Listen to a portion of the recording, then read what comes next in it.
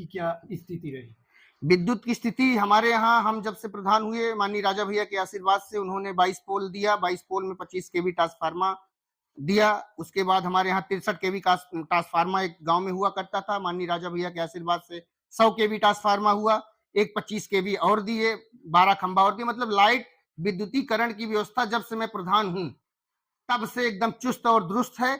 इसके पहले महीनों ट्रांसफार्मर जल जाते थे तो गांव में लाइट की व्यवस्था फैल जाती थी, लेकिन इस बात की मैं 100% गारंटी के साथ कहता हूं कि जब से मैं प्रधान हुआ हूं हमारे ग्राम पंचायत में लाइट की व्यवस्था नहीं हुई है। मनरेगा का कार्य क्या 4 वर्षों में चला है? हाँ, मनरेगा का कार्य 4 वर्षों में चला है। हमने मनरेगा के तहत कई सारे संपर्क मार्ग बनवाए, हमने कई 1-2 तालाब खुदवाए, हमने बंधा बंधवाया, हमने नाला खुदवाया। मतलब जो मनरेगा से हमने समतलीकरण कराया लोगों के खेतों का। जो मनरेगा का जो कार्य है लीगल ढंग पे हमने जमीन पे सारे काम को अवतरित किया है और उतारा है। युवाओं के लिए खेल कूद का मैदान आपकी ग्राम सभा में कहीं है? हमारे यहाँ युवाओं के लिए खेल कूद का मैदान नहीं है और मैं चाहूंगा, और जमीन भी उस हिसाब से नहीं है।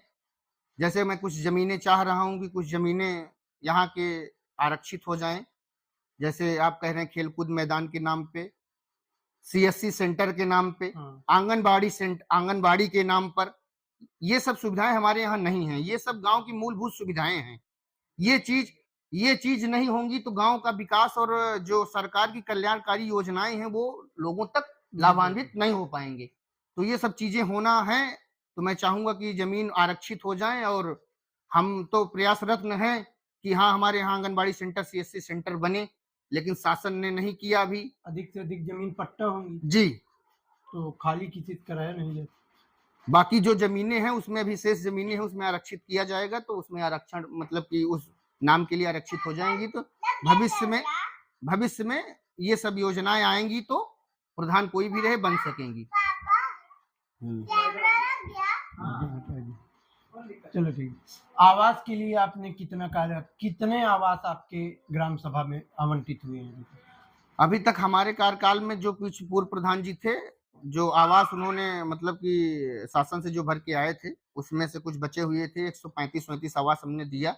उसके बाद फिर से आवास प्लस का सर्वे हुआ, हमने घर घर हर व्यक्ति को हर घर मैं एक मेंबर के साथ भेज के हर घर का सर्वे करवाया हूँ। हर घर के हर व्यक्ति का मैंने फोटो करवा के वहां पे भेजा है।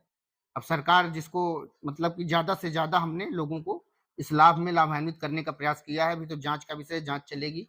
बाकी शौचालय आपके यहाँ कितने आए? हमारे यहाँ शौचालय, हमारे इस प्रधानी काल में शौचालय 24 शौचालय मात्र आए हैं।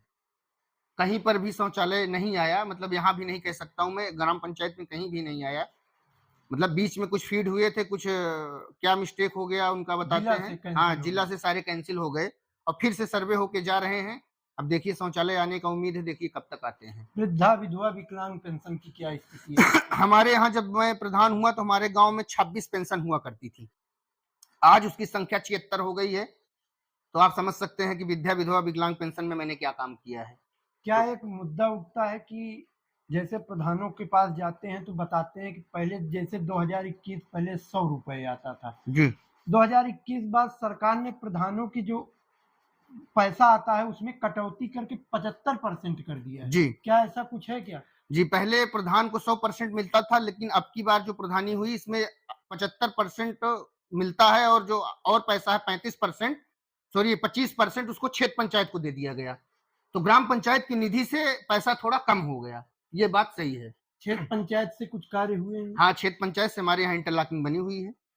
हमारे यहाँ प्रमुख जी के आशीर्वाद से, माननीय राजा भैया के आशीर्वाद से क्षेत्र पंचायत का काम हुआ है। माननीय विधायक जी से जुड़ाव कितना फायदा हुआ ग्राम सभा को? ग्राम सभा को तो बहुत सारा फायदा हुआ। फायदा विकास से ही नहीं, फायदा कई प्रकार के होते हैं। जो जनप्रतिनिधि होते हैं वो विकास करके ही आपको फायदा नहीं दे सकते हैं। कई सारे स्टेप होते हैं, वो कई सारे स्टेप में आपको फायदा दे सकते हैं। कहीं प्रशासनिक तौर पे, कहीं आर्थिक तौर पे, कहीं विकास के तौर पे, कहीं रेफरेंस के नाम पे, अनेक प्रकार के जो जनप्रतिनिधि हैं वो मदद करते हैं, कहीं इलाज के नाम पे। तो माननीय राजा भैया जी का आशीर्वाद, सहयोग हर समय हमारे गांव पंचायत को पूरा मिला है। जो जो शादियां हुई हैं, जो हमारे ग्राम पंचायत में शादी होती है गरीब बेटियों की, माननीय राजा भैया के यहाँ वहाँ पर हाँ, कार्ड जाके वहाँ दिया जाता है, तो सहायता राशि यहाँ आती है। प्रमुख बक्सा, जी लेके आते हाँ, प्रमुख जी लेके आते हैं। बक्सा, साड़ी, पायल, बिछिया, सारी व्यवस्था जो माननीय राजा भैया की बिटिया को जो हो सकता है, क्षेत्र में कितनी बड़ी विधानसभा है, आप समझिए कितना, लेकिन ज़्यादा से ज़्यादा लोगों का सहयोग हो रहा है। आप भी शामिल होते हैं बहन-बेटियों की हम शादी में? बहन-बेटियों की शादी में हमारा लक्ष्य रहा है कि हमने एक निर्धारण किया कि हर बहन-बेटियों की शादी में 5,000 का मेरा खुद का योगदान रहेगा। हर बहन-बेटियों की शादी में 5,000 का योगदान दिया हूँ। जितनी मतलब क्या कहूँ, मैं गरीब बहन-बेटियों की मैं सबके लिए तो नहीं कर सबके सकता लिए हूँ, नहीं, जो लेकिन सक्षम जो है उनके गरीब लिए। बहन-बेटियाँ हैं, मैं उनके लिए मैं ये सहयोग करने का प्रयास किया हूँ। और हमारे यहाँ जितने भी मृतक हुए हैं, जो हाँ, गरीब मिट्टी हो परिवार। गई है गरीब परिवार की, हमने उनके लिए भी कुछ अपना सहयोग किया है कि जो अक्षम थे, जो सक्षम नहीं थे, उनके लिए मैं ये अपना जो हो सका सहयोग मैंने किया है। जैसे गरीब परिवार का यदि कोई खत्म हो जाता है, तो क्या उसके लिए दफनाने के लिए आपके यहाँ व्यवस्थाएँ हैं? अभी हमारे यहाँ ये व्यवस्थाएँ नहीं हैं, लेकिन हमने शासन को दिया है, प्रयासरत हूँ कि जल्दी हमारे यहाँ भी अंत्येष्टि आपके स्थल। यहाँ मुस्लिम आबादी कितनी है? हमारे यहाँ मुस्लिम आबादी कह लीजिए कि मान के चलिए कि 100, हाँ, लगभग। हाँ, 100 घर मान के चलिए। तो क्या उनके यहाँ किसी की देहांत होता है, कहाँ ले जाते हैं? उनके उनके लिए लिए कब्रिस्तान है। कब्रिस्तान है। हाँ, गाँव में कब्रिस्तान है, तो अपना कब्रिस्तान में वो अपना उस लाश को दफनाते हैं कब्रिस्तान में। आपके यहाँ सामाजिक व्यवस्थाएँ कैसी हैं? जैसे मुस्लिम आबादी है, कहीं-कहीं देखा जाता है कि स्थितियाँ ठीक हमारे नहीं। यहाँ तनावपूर्ण कोई स्थिति ऐसी नहीं है। हमारे यहाँ आज़ादी के बाद से यहाँ हिंदू-मुस्लिम सब रहते आए हैं, तो यहाँ कोई ऐसी तनाव की स्थिति आज तक बनी नहीं है।